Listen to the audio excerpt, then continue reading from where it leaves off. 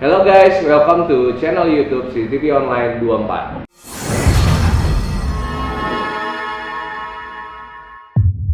Rencananya hari ini kita mau unboxing salah satu produk terbaiknya SPIS, yaitu SPIS C1CB.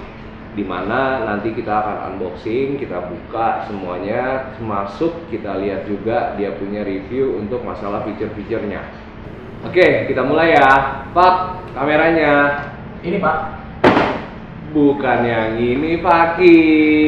Oh, salah itu. Yang ini Pak. Pak, ya. Kita lihat ya. SPIS C1CB. Nih, balikin. Kita butuh cutter rupanya. Oke, kita udah dapat cutternya. So, kita mulai unboxingnya ya.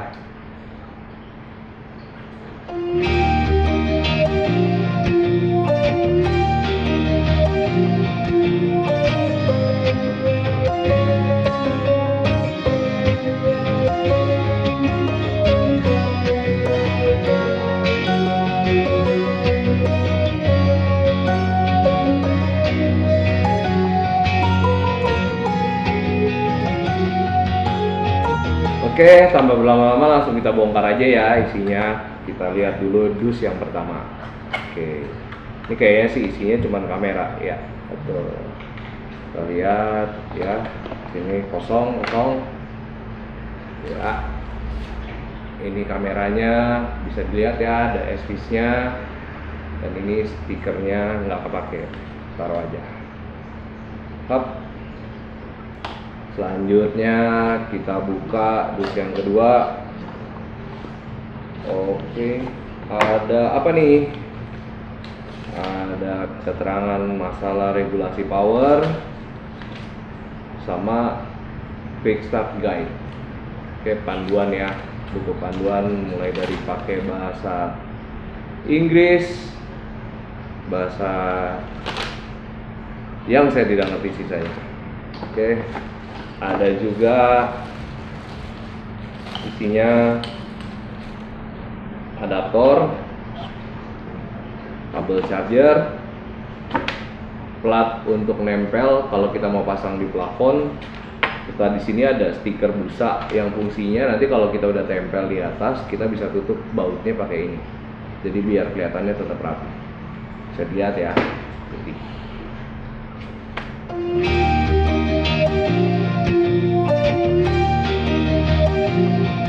Oke, so kita harus install dulu aplikasinya buat ngejalanin ini. Sebentar, pakai apa kita installnya? Oke. Ya, di sini ada tab dari Android. Sebenarnya sih aplikasi ini tuh bisa dipakai di mana aja ya, nggak cuman Android doang, di iOS juga bisa.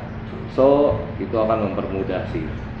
Tinggal buka Play Store atau kalau mau yang menggunakan iOS bisa menggunakan App Store, ketik saja SPIS. Kita coba. Ya. Di sini yang download udah ada sekitar 10 juta orang yang download dan besarnya aplikasinya itu cuman 100 MB. Kita install. Sambil nunggu boleh ngopi dulu. Oke, salah. Kopinya udah jadi rupanya. Kita suput dulu ya kopinya ya. Oke, setelah di-download aplikasinya, kita buka aja langsung aplikasi SPIS. Nah nanti untuk kita buat register itu kita bisa create new account. Itu bisa melalui Facebook atau melalui Google ya. Jadi mau berdasarkan nomor telepon pun sepertinya bisa. Oke, kita coba masukin register ya. Nama regional. Di sini ada pilihan regional.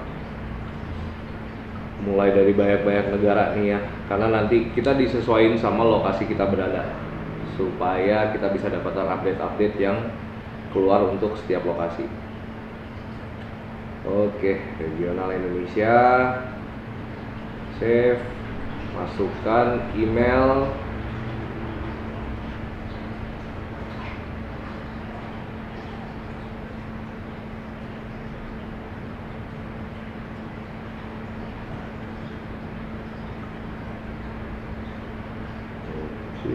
Diri online ya potong continue, I agree. Lalu Anda create password sendiri. Panjang passwordnya itu 8-16 karakter. Harus ada huruf besar, huruf kecil, nomor, sama spesial simbol. Oke, kita create account, verify your email. Berarti kita mesti cek email kita terlebih dahulu. Oke, habis itu kita dapat email, terus kita terima kodenya, terus sukses, selesai. Nanti tampilannya akan seperti ini ya, yang kita bisa lihat semuanya. Terus nanti ada di sini ada angka tambah, kita pencet aja, tinggal pilih. Karena saat ini kita mau coba konekkan kameranya, maka kita pilih yang paling atas, kamera. Di sini ada pilihan allow SPs to take picture and record video. Oke, berarti izinkan SPs untuk mengambil gambar dan merecording video yang hasil dari tampilan mereka ya. Anda bisa pilih bebas, mau kali ini aja, mau pada saat menggunakan aplikasi, atau mau di reject aja. Oke. Selanjutnya, setelah aplikasi sudah di download, posisi sudah seperti ini, berarti waktunya kita pasang kameranya. Ya, kabelnya kita buka, kita pasang. Oke, kabelnya panjang ya. Ini berapa meter nih? 1, 2, 3 meter.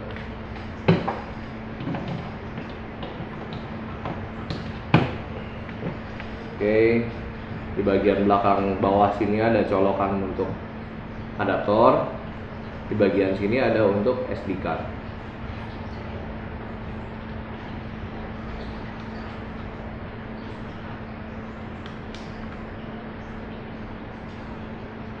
Nah, buat yang belum tahu juga, di bagian sini tuh ada satu tombol kecil. Ini adalah fungsinya untuk ngereset kamera. Jadi kalau misalnya suatu saat misalnya kita pasang internet di rumah, terus tiba-tiba ada penggantian internet provider, ya mau nggak mau kan kita harus setting ulang dia punya kamera, dikonekkan kembali dengan internetnya kita. So cara termudahnya adalah kita reset menggunakan ini aja. Silakan gunakan EasyDish app untuk Oke. melakukan konfigurasi Wi-Fi pada perangkat. Oke. Selanjutnya dari aplikasi yang tadi kita udah keluar muncul untuk nge-scan, kita scan dia punya barcode yang ada di bawah kamera. Terlalu jauh, masih jauh juga. Oke, kebaca juga ya. Device is power on, di checklist dulu. Next, lalu start, open location permission. Oke, indikatornya sudah menyala biru. Next. Oke, selanjutnya kita masukkan password tempat kita ya berada. Saat ini saya sedang di kantor, jadi saya menggunakan password WiFi kantor.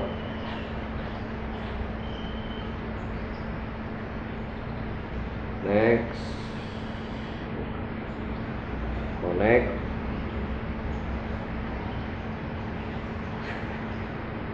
Connection successful. Setelah itu kita bebas ya. Misalnya kita mau namain kamera ini apa, boleh. Atau kita udah dikasih beberapa pilihan. Ada living room, ada bedroom, ada kitchen, ada kids room, basement. Itu bebas.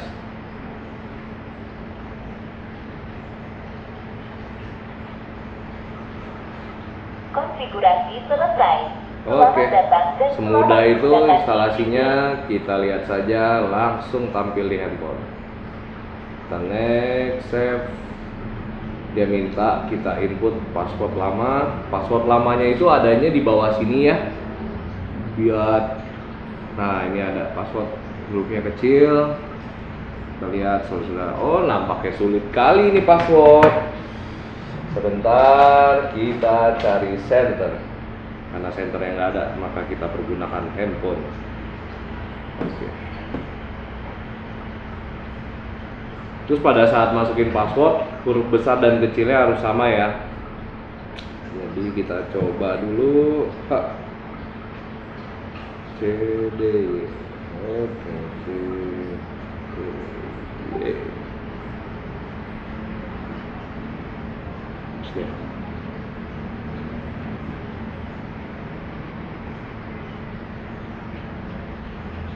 Ya, kita matikan biar nggak boros baterainya. Baru kita bikin password baru kita ya. Bentar, posisinya gimana ya ini? Oke, kebalik dong. Begini bung. Ya, input new password.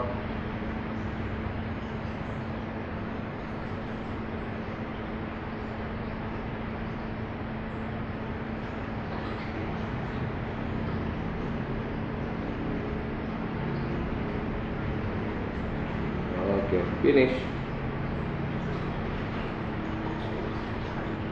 Oke, kalau misalnya setelah kita habis masukin password, terus dia masih minta encryption passwordnya itu sama dengan yang ada di bawah sini ya. Oke, gambarnya sudah live, so waktunya kita untuk cek fitur-fitur yang ada di SP saat ini. Pertama, mulai dari menu, di situ ada pilihan snapshot. Untuk kita kalau misalnya terjadi suatu kejadian terus kita mau capture dari hasil gambar yang kita mau ambil, ada juga pilihan recording. Kita bisa nge-record yang otomatis ini akan langsung menyimpan ke handphone Anda. Jadi agak sedikit beda ya. Jadi kalau misalnya kita pakai SD card, itu akan nyimpen di SD card. Tapi pada saat walaupun kita sudah pakai SD card terus kita mau simpan juga di handphone kita bisa pencet dari aplikasi ini menggunakan recording. Begitu pula dengan snapshot. Pada saat kita snapshot, yaitu kesimpannya di handphone kita, bukan di SD card dari si kamera. Sama. Di sini kamera ini juga sudah mendukung seperti yang kita lihat di sini two-way talk. Ya, suaranya balik ya, dekat. Kita matikan aja. Jadi tinggal push di sini ada satu tombol talk yang dimana pada saat kita bicara itu bisa dua arah. Jadi dari misalnya kita pasang ini di rumah, kita lagi di luar, kita bisa berbicara dengan orang yang ada di rumah. Nah, di sini ada pilihan definition, di mana fungsi definition ini adalah untuk menampilkan kualitas gambar yang ingin ditampilkan ke handphone Anda. Jadi kualitas gambar ini mempengaruhi paling umum adalah dengan bandwidth yang Anda pakai, terutama internet yang kita pasang kuotanya biasanya. Kalau misalnya kita pakai wifi mungkin kita nggak peduli dengan kuota tersebut ya, tapi pada saat kita di lokasi-lokasi yang tidak ada wifi, disarankan kita cukup menggunakan fluent atau high definition. Walaupun hasil gambarnya kurang bagus, setidaknya nanti pada saat kita mau mantau benar-benar dengan baik, baru kita rubah ke pilihan Full HD. Jadi untuk sementara biasanya kalau gue tuh ya biasanya tuh selalu mantau itu dengan fluent dulu sampai ada satu hal yang gue pengen tahu itu apa, baru gue rubah itu ke Full HD supaya nyedot kuotanya tidak terlalu besar. Oke, selanjutnya buat orang-orang yang pada nggak mau pakai SD card, di sini juga ada satu fitur tambahan dari SWIS yaitu Cloud Play, di mana kita bisa berlangganan dengan membayar ke SWIS-nya langsung, beli berupa voucher yang kita nanti dengan kita bayar itu kita dapat space untuk penyimpanan hasil dari kamera tersebut. Nah, dan juga di view di sini tuh kalau lihat menu utama pada saat kita kecilin seperti ini, kita bisa lihat ini hasil-hasil rekaman itu akan tampil di bagian layar utama. Tapi kalau kita mode landscape seperti ini, nah maka recordingnya itu nggak akan kelihatan di sini. Oke, berikutnya kita lanjut ke bagian setting ya. Di bagian setting ini kita akan nemuin itu adalah audio, dimana audionya dari kamera ini bisa kita matiin, bisa juga kita nyalain. Terus ada pilihan lagi status light, dimana dia ini kamera ini udah include dengan mode malam. Jadi kalau misalnya di malam hari ini bisa terang, dia ada infrarednya, dia akan nyala. Jadi contohnya misalnya kita tutup nih ya, ini dengan status light. So begitu dia ada bunyi plak, oke, klek ya bunyinya, bukan yang lain, bukan patah tulang tuh ya. Oke, nah ini akan muncul 2 titik inframerah. yang fungsinya untuk menerangi di malam hari. Jadi bukan cuma bulan yang bisa nerangin malam hari ya, kamera sekarang udah lebih canggih rupanya. Oke, selanjutnya di sini juga ada alarm notification. Ini sangat berfungsi buat orang-orang yang mungkin suka bepergian, yang rumahnya biasa ditinggal. Itu bisa kita nyalakan alarm notification-nya. Setelah kita nyalakan, itu pun kita bisa atur alarmnya berdasarkan schedule. Misalnya kita mau contoh simple, saya pergi kerja jam 7 pagi, pulang lagi ke rumah, sampai di rumah mungkin sekitar jam 9 malam.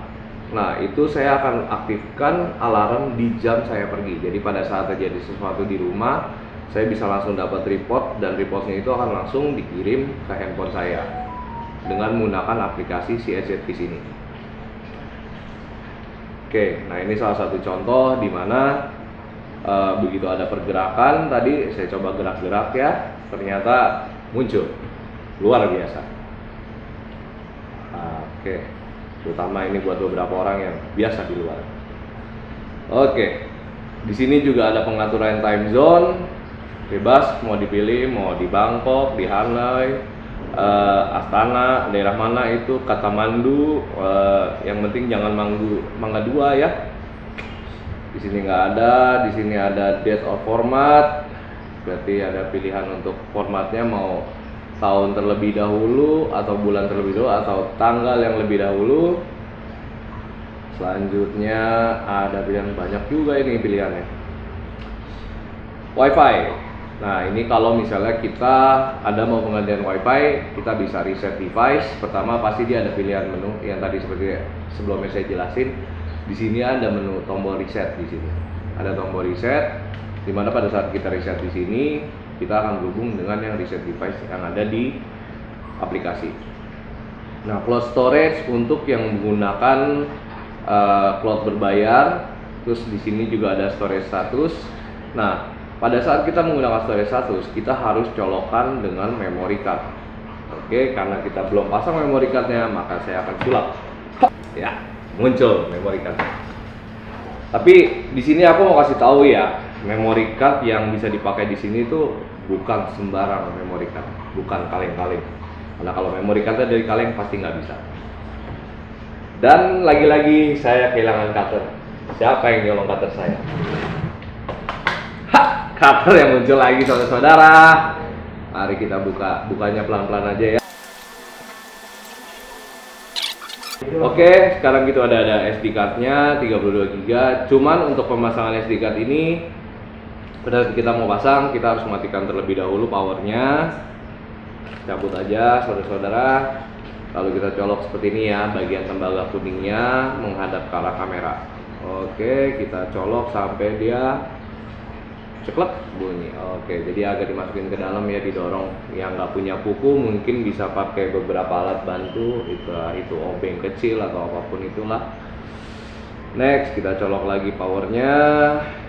Kita tunggu beberapa menit dan dia akan menyala. Pertama kali itu pasti biasanya lampunya merah dulu ya, sampai nanti setelah dia ngebaca semuanya baru dia berubah menjadi biru. Lampunya udah biru. Selanjutnya kalau setelah dicolokin SD card, biasanya hal pertama yang muncul di menu utama itu adalah permintaan untuk menginisialising si SD card. Inisialising ini jadi dia kayak ibarat kata dia memformat ulang untuk si SD card ini supaya dikenalin sama perangkat CSViz ini. So, kita mulai aja inisialisingnya. Langsung ada pilihan format di sini, kita format dan oke. Ini makan waktu yang tergantung dari besaran dari SD card itu sendiri. Jadi makin besar SD card-nya, otomatis waktu formatnya pun akan lebih lama. Oke, format dari kita punya SD card udah beres, sudah kelar. Di sini aku pakai yang 32 GB, so nggak makan waktu terlalu lama. Jadi kita bisa lihat di storage statusnya. Kita bisa pakai ini untuk perekaman all day atau by schedule. Jadi kalau misalnya kita mau sehari ya, setiap hari kita rekam tanpa terhenti, baik itu ada kejadian maupun nggak ada kejadian, kita bisa nyalakan itu dengan all day kita aktifkan. Tinggal swipe aja ke kanan, maka enable, maka dia akan all day terekam. Cuman kalau untuk saya sendiri sih biasanya gue saranin lebih baik jangan dibikin all day ya, karena kan masalahnya kamera smart cam itu sebenarnya bukan satu kamera yang fungsionalnya untuk merekam setiap hari.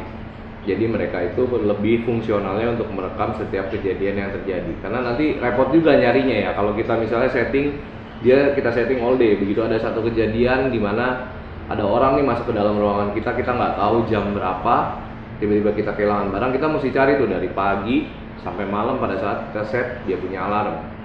Tapi kalau misalnya kita setting dia berdasarkan schedule, so otomatis pada saat terjadi misalnya ada orang masuk, terus misalnya kita aktifkan fitur yang ada di sini adalah motion detection-nya, nah itu akan terrecord dan kirim ke kita. Nah itulah yang akan terekam, itu akan mengurangi kapasitas perekamannya jadi lebih kecil. Selanjutnya di sini ada pilihan device version.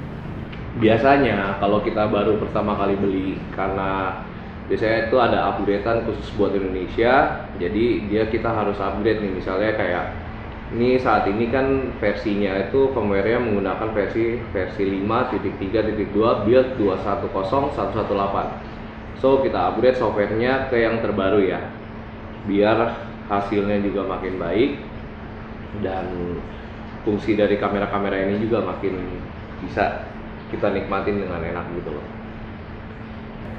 Oke, selanjutnya ada fitur phone alarm service, di mana kita bisa subscribe berlangganan per bulan atau per tahun.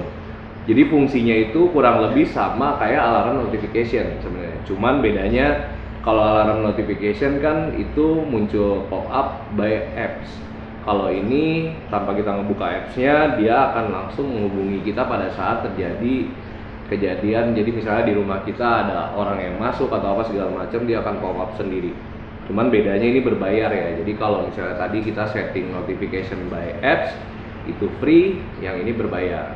Dan harganya ya so-so lah, cukup lumayan untuk menguras kantong. So kita lanjut ke fitur berikutnya, ada image encryption. Nah, kalau kita aktifkan image encryption ini, so setiap kali kita merestart kamera ini, terus kita mau lihat lagi di apps kita, itu harus kita masukin password yang pertama kali kita bikin. Safety sih, cuman terkadang buat gue sendiri sih agak ribet ya. Jadi kalau gue lebih memilih untuk mematikan fitur ini, karena ya kalau udah di rumah ya cuman gue doang yang udah register, ya nggak semua orang juga bisa register semudah itu gitu. Selanjutnya ada pilihan flip image. Di sini flip image ini fungsionalnya untuk membalik posisi gambar 180 derajat. Jadi kalau misalnya kita taruh di atas plafon dengan taruh di atas meja, pasti posisi gambarnya akan berbeda. So begitu kita mau taruh di atas plafon, kita harus ngeflip image-nya, supaya jangan sampai nanti begitu kita lihat gambarnya kebalik, bingung. Oke, selanjutnya kita ada satu fitur lagi, itu fitur sleep mode, di mana fitur itu biasanya ngebantu kita buat ngejaga privasi kita sih ya. Jadi kalau misalnya kita lagi di rumah, kita nggak pengen juga kan aktivitas kita terpantau oleh CCTV, nah kita bisa mode sleep mode, yang dimana kamera ini walaupun posisinya tetap memantau ke kita arahnya, tapi dia tidak merekam atau mengambil gambar sama sekali. Terus di sini ada juga pengaturan untuk gambarnya sendiri. Jadi kualitas gambarnya ada di sini, ada backlight mode. Jadi untuk mengurangi cahaya backlight dari si kamera. Terus kita bisa juga atur di image-nya itu mau original, soft atau vivid, tergantung selera dari kita masing-masing. Terus di sini ada offline notification. Jadi kalau misalnya kita nggak mau munculin notification sama sekali dari aplikasi ini, kita bisa offline dengan tersebut. Terakhir ada user guide, distributor, dan about. Mungkin itu nggak perlu dijelasin karena lebih kepada seperti manual book aja ya. Jadi ini bisa dibaca-baca aja. About juga tentang spesifikasi si kameranya tersebut. Fitur terakhir di sini ada restart dan delete device. Di saat ini kalau misalnya tiba-tiba terjadi trouble sama kameranya, mungkin langkah pertama yang bisa kita lakukan, kita restart, bisa by apps atau kita bisa cabut aja powernya yang ada di sini ya, power untuk adaptornya. Jangan dipencet ya tombolnya, kalau pencet tombolnya ini dia nge-restart, bukannya dia nge-reset, bukan nge-restart. Lalu di sini juga ada pilihan delete device, dimana kalau misalnya contoh nih kita mau kamera ini udah pernah kita pakai, terus tiba-tiba kita mau alihkan ke orang lain, terus dia harus di delete dulu dari device ini, baru si user baru itu bisa register. Karena kamera ini cuma bisa diregister dengan account yang sama.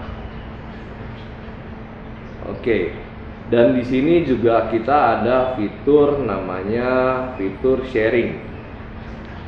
Jadi kita bisa sharing, kita punya kamera ini, contoh di sini bisa kita masukin fitur sharing, kita mau sharing dengan siapa. Jadi si orang yang mau lihat kamera ini juga dia harus download aplikasi SPIS, dia harus register juga, bikin account. Habis itu kita tinggal masukin nomor teleponnya, kita masukin atau emailnya, bebas. Nah, nanti kita tinggal share kamera ini ke orang tersebut. So, kesimpulannya kamera ini worth it banget sih buat dipasang di rumah ataupun di kantor. Buat teman-teman yang mau cari kamera ini, bisa lihat di description di bawah. Dan jangan lupa untuk like, subscribe video ini supaya nanti kedepannya kami bisa review dan unboxing lagi produk-produk terbaru dari merek-merek lainnya.